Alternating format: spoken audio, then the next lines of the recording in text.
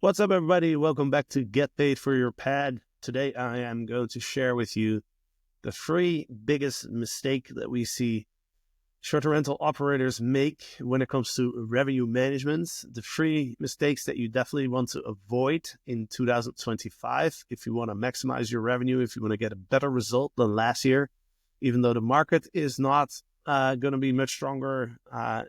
At least that's what it looks like right now. Then I recommend listen to this podcast and implement those three things that you're going to learn. Also, at the end of this podcast, I will share a resource for you to learn something for free. We are doing a free training that I will announce at the end of this podcast that you can sign up for free. So a little bit of context. We have been doing revenue management for short-term rental operators, for larger operators, anybody who does over $1 million top line in revenue per year. We manage 30 portfolios right now across three different continents. We're in lots of different countries, but mostly Canada, US, and Europe and Australia. But we've learned a lot in the last year because, when you onboard with 30 different companies that all have like anywhere from 10 up to 150 listings, you start noticing the most common things that we have to fix when we onboard a new portfolio. And so I made a list of the three most common mistakes that we see, and I'm going to explain how to fix those mistakes because these mistakes can be quite costly. So the first mistake is not being competitive enough during the low season. So a lot of markets, we are in the low season right now. As I've mentioned in previous podcasts, the travel trends are returning kind of back to normal almost, where more people travel during the holidays and the summer and fewer people travel during the low season. And so there's a good chance that if you look back at January, that you're going to see that your market probably did not do very well compared to last year. Maybe it's flat, maybe it's down 10%. We see some markets being down like 20, 30% compared to last year in January. And we do see weakness going into February for most markets and March as well.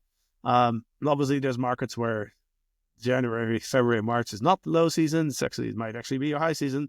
But what I'm going to talk about right now is during the low season, you have to be very competitive to get a good result. And so you cannot wait till last minute to drop your prices because there's not enough last minute demand to fill up your units. And so you have to try and fill up your units ahead of time. So how do we do this? Well, step one is you gotta set a goal for each of your units and to understand like what is actually a good result. What does a good result look like? Right. So you should look at the market and see like what does an average 1-bedroom do in January? What does an average 2-bedroom do in January? What's the range, right? What's the top of the market, the top 20% of the market? Obviously, that's where you want to be. What are those units doing? And then look at your own performance from last year too, and combine those data points to really understand like what is a good result, right? So if you have a unit that last year, let's say you did $1,000 in February, and you look at the market, it's a 1-bedroom, and the market average is like, let's say like 600 or 700. Okay, if that's the case, then you should be shooting for 12 or 1,300, right? That's a good result given those data points. And so if you look at your calendar and if you go on your listing and you try to book February for the entire month and your pricing is at like $2,000 or $2,500 or $3,000, then you're shooting for an unrealistic result and your pricing is too high. And you're probably going to get, maybe you book 1 or 2 weekends and, you're going to end up with a couple $100 on the books. Alternatively, you could, a couple months before your low season, you could look and say, all right, well, if $1,200 or $1,300 is a good result, let's set the pricing up to reflect that. So let's set up an extra stay discount for the entire month to bring our pricing to that level, right? If somebody is going to book it for a month, the pricing has to be pretty competitive, right?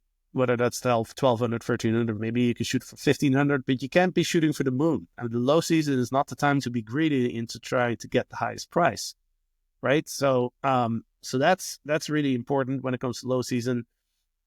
One thing that's really important to note is that, sometimes our operators will ask us, like, is it even worth doing this, right? Is it even worth making like $1,200, $1,300 for a unit if we're making like, 10, 20, 30K per month in the summer. And so one thing I think that you have to keep in mind is the low season, it's not about necessarily the money that you make during the low season. Okay, so like we'll look at some data here because I'm going to share an example. And this is from a portfolio in Wisconsin.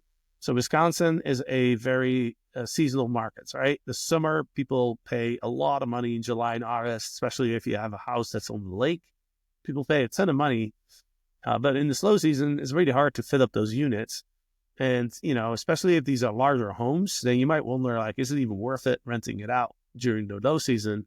Now, of course, there's alternatives, right? You could do a long-term, you can get a long-term or medium-term person in there. But if you are doing STR during your low season, then you have to realize that every booking that you get has indirect value, right? That person that you're hosting in January for like $400 for a couple of days at a very low ADR, that person might come back in the summer and book your home at $10,000. Or this person might tell somebody else about your home. Also, the booking itself gives you momentum in the search results on Airbnb because Airbnb displays units that get booked the most. And so if your unit is getting booked in January, now somebody searches for July, your listing is more likely to show up because you're getting bookings in January. Your listing is more active. It's converting, right? The worst case scenario is for your listing to sit idle for like 3 months and then, come Memorial Day is typically the kind of the weekend that where it kicks off the high season, or I guess it might just be still shoulder season, but at least like typically in those markets, Memorial Day is kind of like when things kick off. If your unit's been sitting empty since Christmas, like it's not going to bode well for your position in the search results. So when people then search for May or June or July or August, Airbnb is not going to show your listing as much if you haven't been getting any bookings. And so it's not just about the money that you make during the low season. It's also very important to keep your units active. There's some other benefits to that as well. I mean, for example, think about your cleaners. Cleaners probably don't like it if there's no work for like 4 months during the winter. They might look for other opportunities. So it's also good for your cleaners to just keep them occupied and have more work for them during the off season. The off season is also a good time to understand that a booking is also a review. Well, not always, but hopefully you get a 5-star review, right? So that's another thing. Like if you don't have a lot of bookings, and then in May, or in April or something, somebody wants to book for the summer. They look at your listing and the last review was from November. That's going to make the guest feel like there might be something wrong with your listing. I mean, if it even shows up, but even then, like somebody might be skeptical of like, hey, why is this unit being unbooked for like 6 months or 4 months or whatever that is, right? So there's a lot of value in getting these bookings, even though the revenue itself is pretty small compared to your high season, right? Now I'm going to share my screen and we're going to look at an example. So this is a live example from one of our portfolios. I'm not going to mention the exact location and the name of the company just to protect the privacy, but I will say that it's in Wisconsin. And so what you see here is the performance from January 2025. This is part of this report is called the leaderboard. You can find it in Price Labs under portfolio analytics. And then there's on the right side, there's where it says custom reports. You click on leaderboard. This is a very useful report that we use quite a lot. And so let's take a look at this, right? We'll see there's we have a couple new units here at the bottom that we didn't have last year. So there's no data on that. In fact, I think there's like 3 new units that you can see here. And if you want to watch this, like just go on YouTube. We have all our podcasts on YouTube where you can actually see, but I'll do my best to make this as interesting as possible for those who are listening. But essentially, like we have 12 units here. 9 were active last year. There's 3 new ones. So we have data that we can compare to last year for those 9 units. And what we see on the right here is that there was only last year in January, we only had 4 units that had any revenue at all, which is not uncommon for that market because it's just January is just like, 20-25% occupancy in the market. So like, yeah, a lot of the units, if you're not priced competitively, A lot of units might just sit empty for the whole month, which is the case here. But you can see that like the 4 units that did have revenue last year, you can see that we crushed that revenue pretty hard. These 4 units, the top performing 4 units that we're looking at here did between 5 and 8K. And last year, 3 of those units did less than 2K. 1 unit did just over 4K. Now, if we calculate it, just those 4 units, our revenue is actually 325% higher than last year. Now, the total amounts are not that impressive, of course, right? Those top performing 4 units, total revenue in that one is around maybe like 30K or so.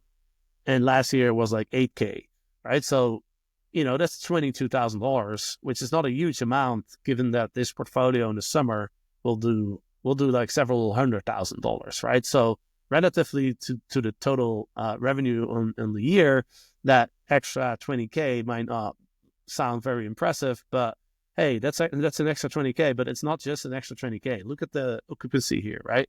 When we have 1 unit that had lower occupancy, all the other units have way higher occupancy, right?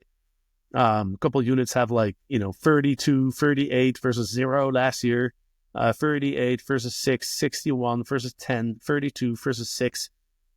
So it's not just that we're making an extra 20K. It's also that all those people that have come through our doors in January it will help improve visibility on the search in the search results. And those people might come back. They might tell other people, et cetera, et cetera. We have extra reviews. I've already touched on the value in that, right?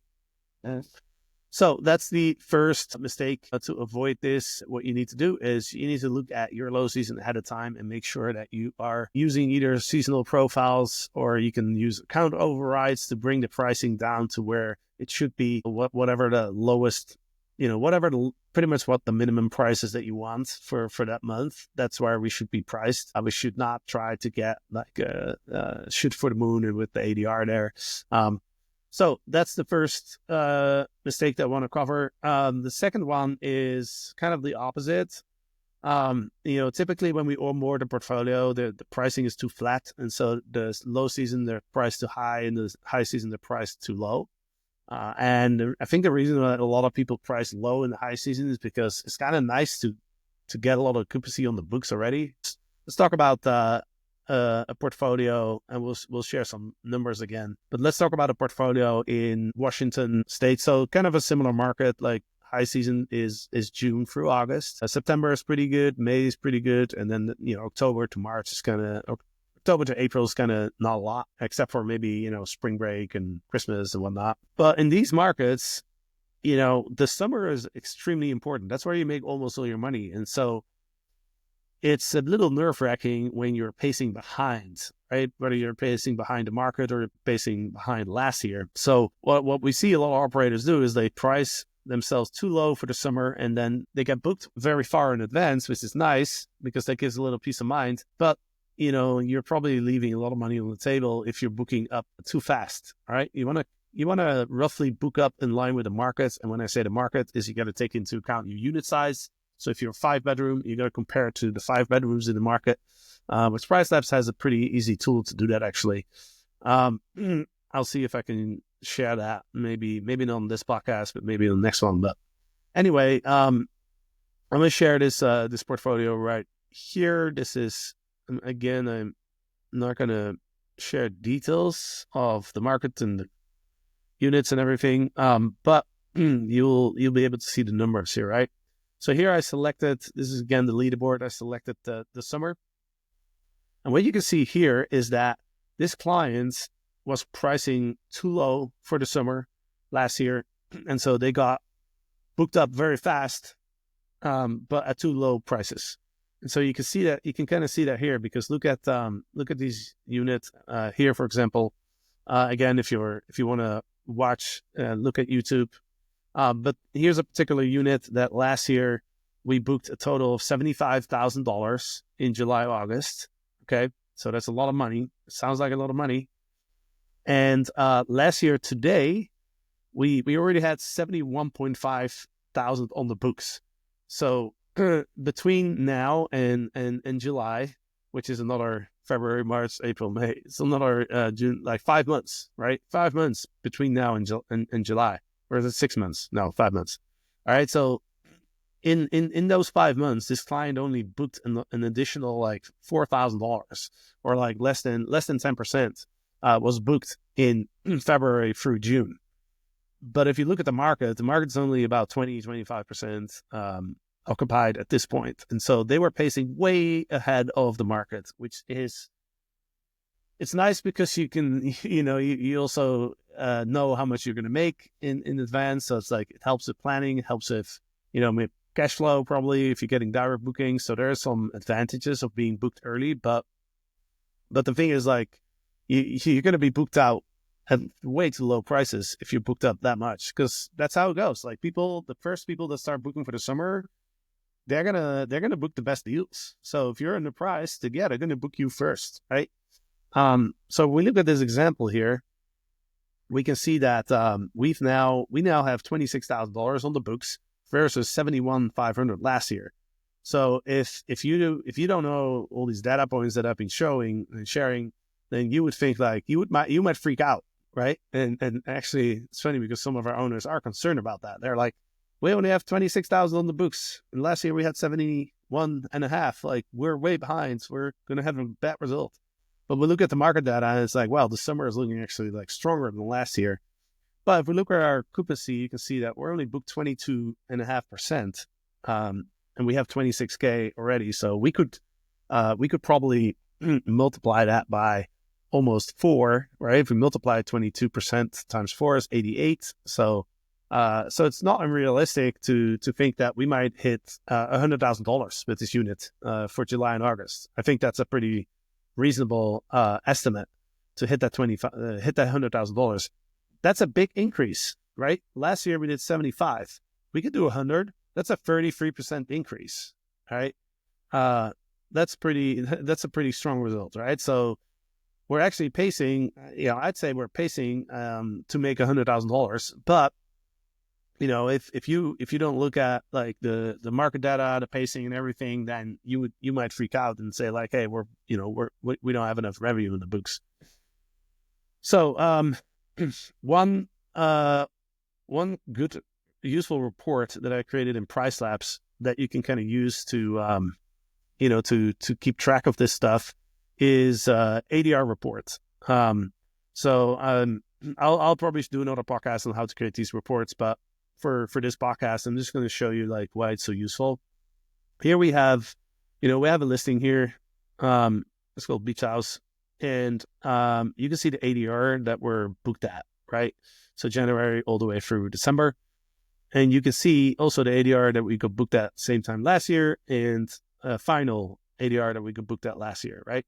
So January, obviously those numbers are the same because January is already over, right? So same time last year is the same as final last year.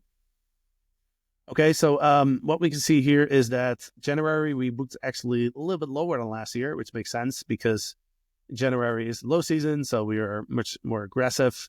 And February is kind of the same ADR.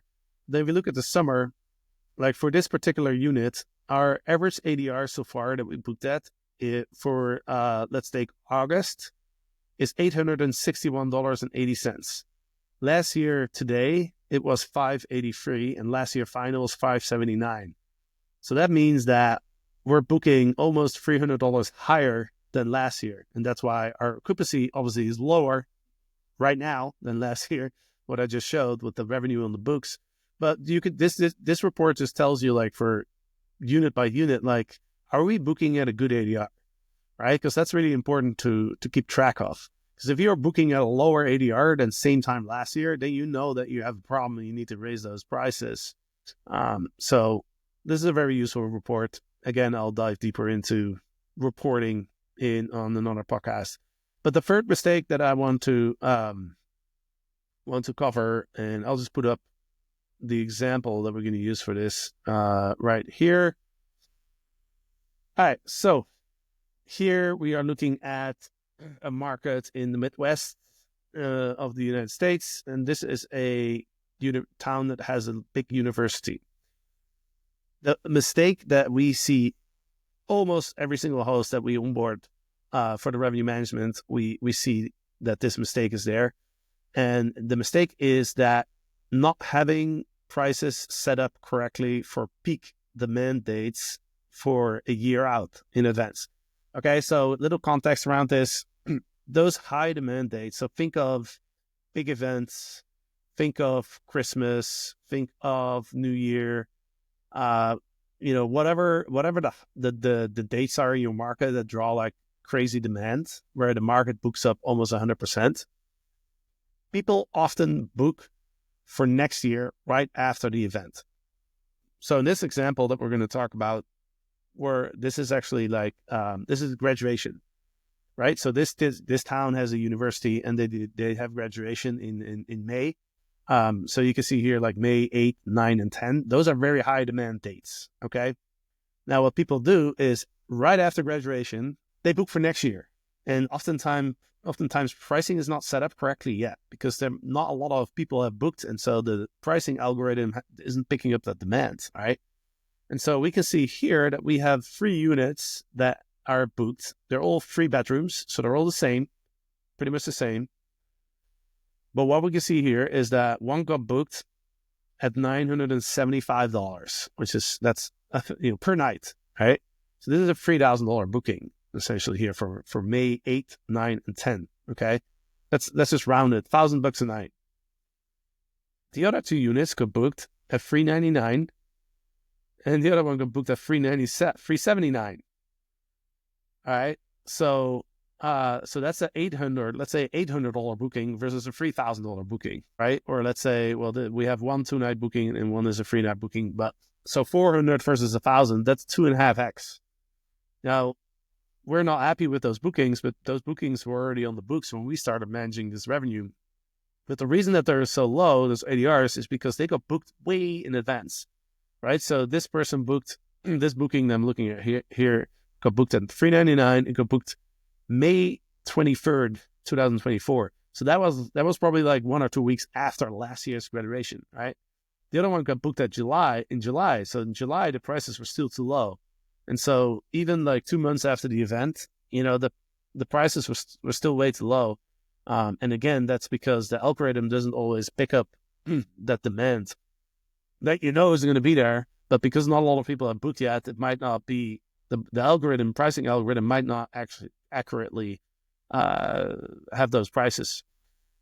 So that's a lot of revenue that we're missing. And so that's a big mistake. So what you need to do is, whenever for those peak dates, make sure that your pricing is set up for next year before the event happens. So in this case, we want to have our pricing for May 2026. That should be set up at the latest, early May, right? Well, we already have it set up. This operator has the calendar open for 12 months, so people can't book it for next year. But if you look on the screen here, I'm gonna go forward to May 2026. So May 2026. Okay, we can see these same dates here, and so what you can see here is that our units are all priced at $1,299. Now, why did we price them at $1,299? The highest value booking that we got this year was $1,000 for that 3 bedroom. Now, we did put a date override, so we put a 50% premium on those dates to protect the dates, right? Because we don't know how PriceLabs is going to price it. Now, in this example, you can see that PriceLabs is actually doing a great job because they already have a 456% increase on those dates because they know there's going to be a ton of demand for those dates. And so we're actually priced pretty well at $1,158. But, I've seen instances where that pricing is not correctly set up. And you could see it from the bookings that we already have, right? So we have to protect ourselves. So I like to put data overrides on those peak dates for the next couple of years just to protect ourselves, right? It doesn't hurt. No one's going to book it anyway at this point because it's not even available. But we want to make sure that those dates are protected. Now, the other thing that I do is I'm actually using a maximum price here. This is really the only time that I would use a maximum price, because in general, I don't think you really want maximum pricing, because why not allow people to pay higher if the pricing algorithm is saying that we can get a really high price, then we could try that. But in this case, because I put that override, like I don't know exactly when the pricing algorithm is going to line up the prices to where they should be. I don't know when that's going to happen. So what I do is I set big overrides for all those future dates, but then I cap it. I kept it at a rate where I would be excited to get booked at, but it's not crazy. It's not completely out of whack, right? If I didn't put that max, like we'd be priced at like $2,100 right now. And that's like, wait, that's just like, I think that's kind of unrealistic. I think then we're kind of pricing ourselves out of the market, which is why I put that maximum in there. So if we get booked, if this now opens up, let's say the client decides to open up the calendar for like a year for 18 months instead of 12 months, we get booked at $1,299. Great. That's a record ADR. That's like 30% higher than we got this year. So that's a great price. And obviously you want to look at the market and make sure that other units are not getting booked at like 2K or 3K. But in this case, that's, that price it's kind of like the top of the market, but it's not crazy, right? It's not like 3 times higher than, what everybody else is at. So for those peak dates, what I suggest is just look at like what's the highest price you've ever got booked at for those dates. Look at the market, comparable units, like what's kind of like that highest price point, and then set your prices at the high end of that range. Because then if you get booked there, it's amazing. But there's a real chance that you could get booked at that rate. In fact, we actually have one of these units actually got booked at $1,800 for a college football game in September, which is an amazing price. I think that's like, it's a lot higher than that unit was ever booked at. But it's not a crazy price. Like, if you look at the market, like for those college football games, like you do see data points where people have booked those units for like those type of prices. Hope this makes sense. Again, like this can cost you a lot of money if you're not prepared. Obviously, you can cancel the booking, which, sometimes you may want to consider that. But, I think it's much better to be prepared and just book, set your prices up correctly so we can get booked at a price that we are excited about and we don't have to cancel. Canceling a booking is, obviously it's a bad experience for the guest. Also, there might be penalties involved, so it's something that we really want to try and avoid at all costs. So with that said, those are the 3 most common mistakes. So highly recommend going your portfolio right now or in the next couple of days. Make sure you're competitively priced for the low season. Make sure you're not pacing too far ahead for the summer, and so that you're not gonna get sold out too low prices. And then also check your peak dates into the future. It's best to protect yourself with some manual overrides, and then you can use that maximum price functionality to kind of make sure you're not like trying to shoot for the moon. Lastly, as promised, I'm going to try and give like some type of free resource every time I do a podcast. We have a lot of free resources at freewildfoundry.com. Okay, so that's freewildfoundry.com. Freewild is spelled with a Y. And if you want to know more about Freewild, our company, our short rental company, you can also check it out. Check it out on Instagram, Stay Freewild.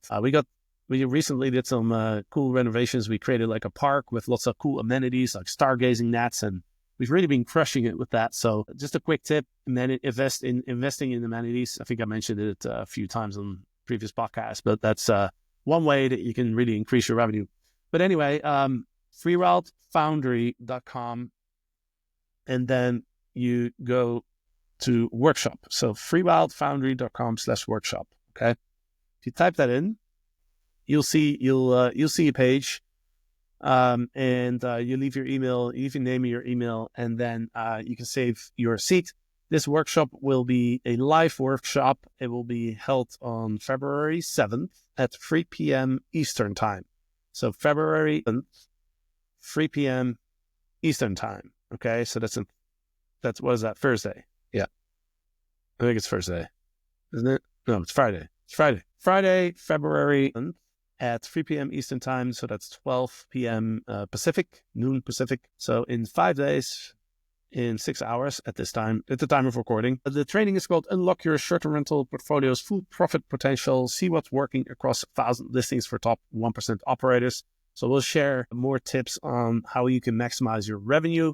As always, we'll have some free resources that we give out as well. So so grab your seat, freewealthfoundry.com/workshop. Sign up, join us. Free education. It's always good. Go ahead and sign up. And if you have any revenue management questions, feel free to reach out. You can email us. Best email to get a hold of me is jasper@freewealth.com. And I appreciate your questions because it gives me also content for the podcast. And so with that said, I hope you enjoyed this podcast. Go ahead and implement what you learned. Sign up for our workshop. And with that said, have a great week. And we will see you next time. Again, we're going to be doing a podcast every Monday and Friday, and you will be able to see those on YouTube, but also on all the other channels, Spotify, whatnot, like Apple Podcast. Leave us a review if you enjoyed the podcast, if you get value from it. Give us a like, thumbs ups, comments are all welcome. So that's it for today. I appreciate you all, and until next time.